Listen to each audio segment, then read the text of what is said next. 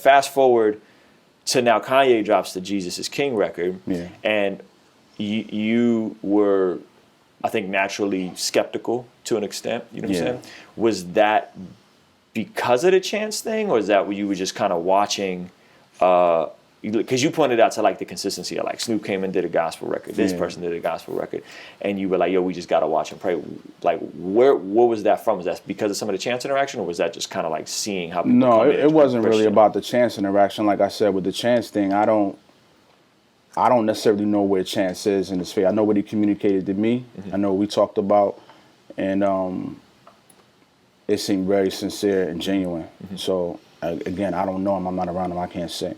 My stance was basically, you know, because of like the Game and Snoop. Yeah, that Game Jesus Peace record was very reckless. Yeah, you know what I mean. And Snoop too. I didn't quite understand what Snoop was doing because he did the reggae thing and the gospel thing. I was just like, this is weird. Yeah, you know what I mean. It was under the radar though. It felt like the Snoop thing wasn't like mainstream like that. You know what I mean? Like the way Chance and Kanye is right now. I mean, I saw it everywhere. I mean, you know, to the point where he, you know, it was almost like he was a part of the culture for a minute. You know, doing interviews and getting awards and all of that. In the Christian space? Yeah, I think he got an award. Oh, right? I must have missed that. I could be wrong, but I think he actually got an award. Yeah. I remember like R. Kelly did a gospel album in the middle of his child thing, you know? For me, that was like early 2000s. When I seen R. Kelly do it, I was just like, okay, wow. You know, he did the song "You Saved Me." I'm like, wow. But then the next record was just he was like back to Factory. You know, it was back to you know, business as usual. So I'm like, yo, why do we as a community, every time an artist makes a statement like that, we flock to them? Not that we shouldn't flock to them in support of a decision for Christ. We should. Yes. Absolutely. But not flock to them to lift them up and exalt them as a leader in our culture. Like, you know, making them a leader immediately is just like, that's foolish to me. And so I felt the need to say something. But, you know, I want to take the time to apologize to anybody that was offended by that. You know what I mean? My tone. Not necessarily what I said, because I meant what I said, but my tone, it came across a bit aggressive.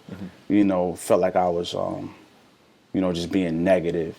So I want to apologize if it came across negative, but I meant what I said. I think the thing for me was, I sent you, I don't know if you saw, I sent you a story of mine in a tweet where I've been close to Farnsworth Bentley for 10 years, you know, and I know he's been behind the scenes sharing the gospel with Kanye, and I know God's strategically placed a ton of people in that circle, interestingly enough, that have been sharing with him, and he's been kind of on this like 1 foot in. Pablo is supposed to be a gospel album, you know what I'm saying? And then and Bentley's wrote on a lot of those Kanye records, you know, so I think my vantage point was different in that, like, I had seen this behind the scenes for a long time, and then to see it kind of flesh out and like really God really get a hold of him the way he did, I thought was really cool.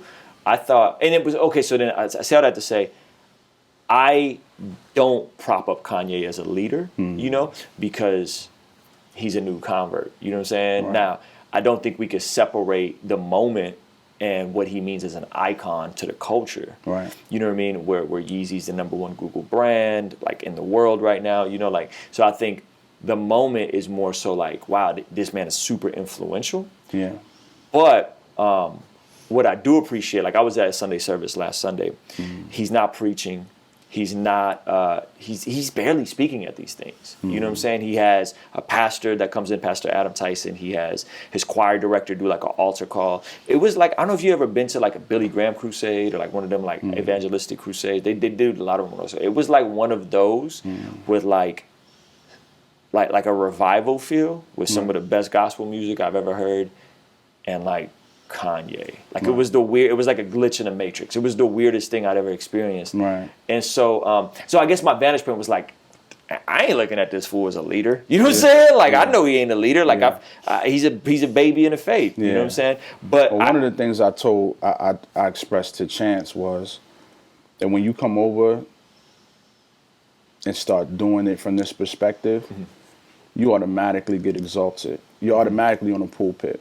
And I told him, like, it's not your fault. It's not even something that you asked for necessarily. But for whatever reason, a lot of believers who are maybe young in their younger faith, and impressionable. Yeah. they think a celebrity, really any well-known person that's speaking out about God, like they want to stand up and listen to them. They want to be under them. So again, your words are valuable. They have power, and so you just got to be careful. You know what I mean? Like, because lives are technically in your hand. You already have this big platform and all these people listening. So if you decide to start talking about God and exploring His Word, dissecting it, and essentially teaching it to people, there's a great responsibility that comes with that. You know what I'm saying? And so with the Kanye West thing, like, I mean, I've prayed for Kanye several times.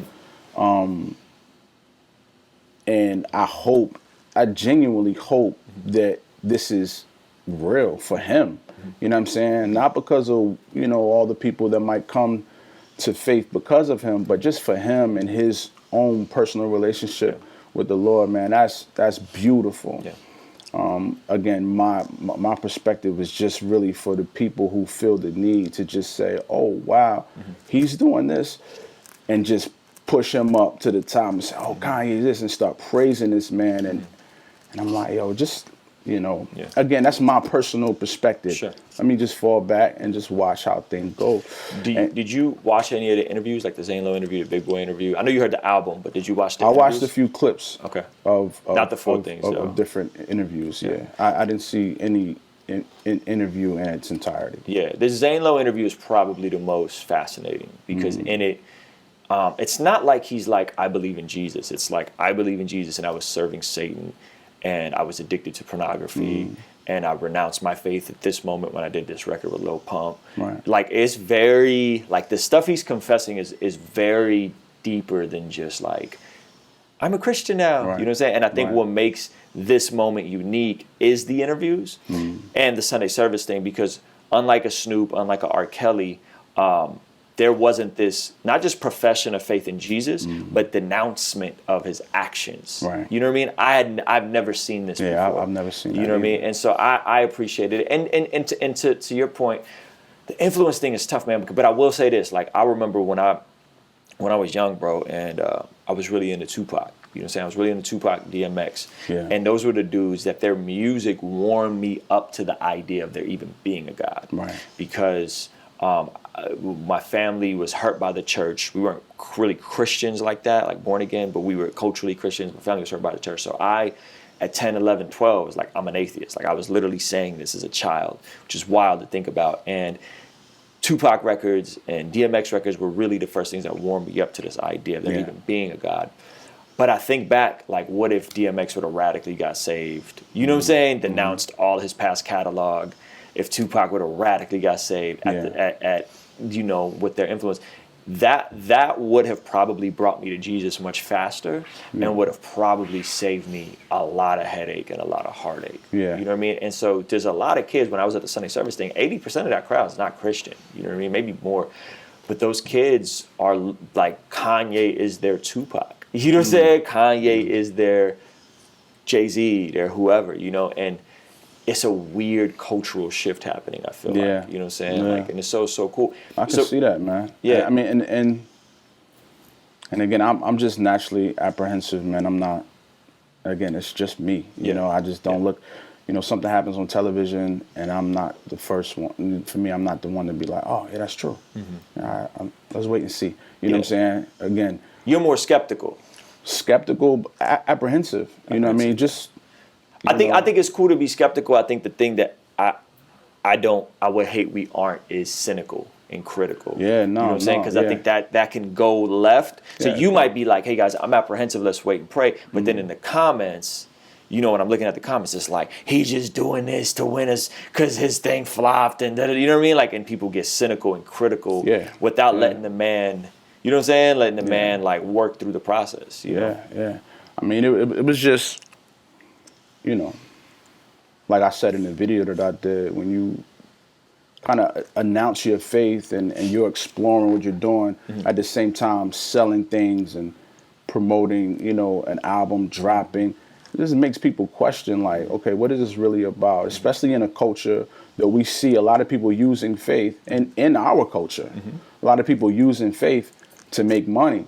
Like that's that's a we see a lot of the maybe I won't say that, but we see a lot of people that are like waving a banner of faith in order to get $1. And so, when something like that happens, like I said, I just felt naturally apprehensive about it. Yeah. I guess what I shouldn't have did was just kind of put my apprehension on people, on everybody else. You know what I mean? It's honestly reserved for me. But I just felt like, man, like why, as soon as something like happened, we just run and fly. But again, maybe that's just people's hope. You know what I mean? Maybe they just have... It's that whole, like, what if so-and-so got saved? What would happen? And it's a celebrity. Yeah. You know what I'm saying? And a lot of people are enamored with the lives of celebrities. I mean, we've been taught that through television and radio, to be enamored with these people's lives, to the point where we could just watch reality shows about just how these people live. Yep. It started off with Cribs, MTV Cribs, just being fascinated with the houses that these people own or didn't own, when we found out later. Cars and just like, just fascinated with the celebrity, the star. Yep. And again, for me, it can cloud judgment. Yep. It can do a disservice. So I appreciate you kind of breaking that down. And let me say this too, like in Kanye, I'm looking for a brother, not another man to follow. I'm looking for a brother in the faith. That's my honest prayer, that this is genuine, that this is real. And only he and Christ knows that. And so, that's what I'm hoping. I mean, that'd be beautiful. Yeah. I mean, it is beautiful if that's the reality. That's beautiful. You know what I'm saying? I mean, we'll see how it plays out, man. Do you have, last question about the Kanye thing? Do you think he has an obligation to Christian hip hop? No. Yeah. I was talking to Bentley about it. I was like, I hope cats don't start thinking like he got to come over here and do records and co-sign people and share his platform. Nah, man. A lot of people want platforms, man. A lot of people want to be a celebrity, so they feel like they want them cosigns. They want him to be a part of this community, to uplift this community. I'm not trying to lift up CHH. I never was. You know what I mean? I'm not with lifting up the CHH community. I'm with lifting up our King, our Lord. That's good. That's the value in what we do, not us. Yeah. Me personally, I was never trying to be the celebrity. I'm never trying to, look at me and watch. Nah, let me lift him up. It's good. It's good. Do you think that with this shift, it'll bring more attention to the community?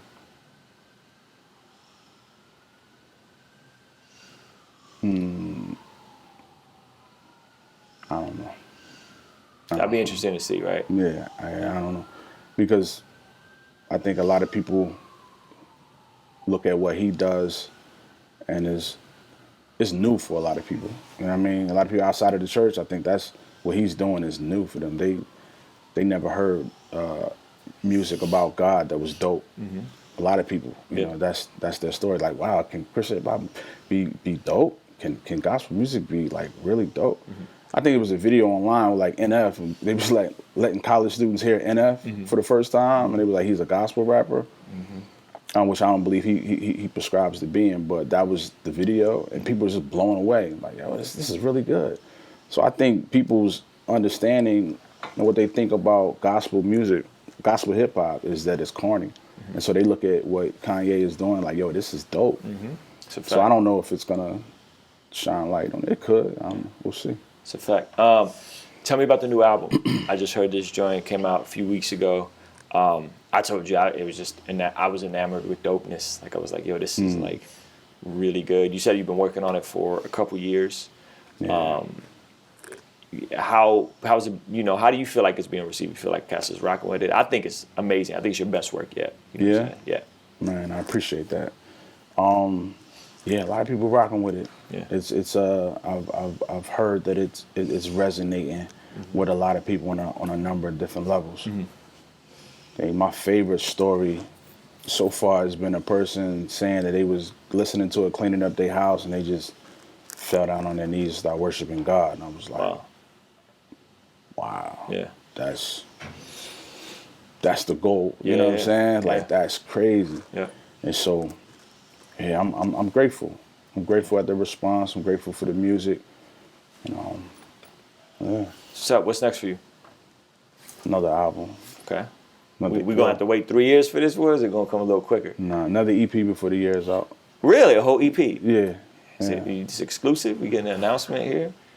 No, I announced it already. I thought you was giving me so exclusive. I didn't get a dope, name man. though. Okay. But, yeah. When is it? Before the end of the year? Yeah. We only got like 8 weeks left, man. No. I'm working on it right now. That's what's up, bro. Done. And then maybe like I need like an Eshon podcast, bro, or something. Yeah. Yeah. I think your views are interesting, you know what I'm saying? And I think you're obviously a great communicator, you know what I mean? So I think I would love to see something like that. And you nice with the camera, bro. Like, it ain't gonna take a whole lot for you to just have a popping YouTube.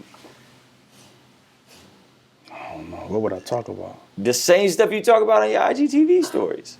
The difference is with YouTube, you can monetize it. You know what I'm saying? Yeah, I don't make a lot of IG joints. I mean, I'm do a saying like couple. when you have something to say about something cultural, Yeah. it goes off, it goes crazy. You know what I'm saying? I never really looked at it like that. You have a knack for understanding how to. I'm not saying it's intentional, but you have a knack for understanding how to direct attention to the ideas of truth that you want to communicate. Yeah. Yeah. I think so. That's what I'm saying, like a podcast, YouTube, something like that. I gotta be careful sometimes. Sometimes I say things the wrong way. Like my wife be like, "You don't say that like that." I don't know if it's because how I was raised, where I'm from, but sometimes I'd be a little aggressive. Word up, man. Any final thoughts? Any final words? I know the kids is napping. I appreciate you doing this, bro. Yeah, nah, it's a pleasure, man. Thank you for having me, brother. Word up, man. Yo, make sure y'all following Eshon on all platforms. Check out the music, run them numbers up, man. And yo, go into his like Instagram DMs and the comments on this and just ask for a YouTube channel. Maybe he'll listen to y'all. He ain't really sure if you want to listen to me, man.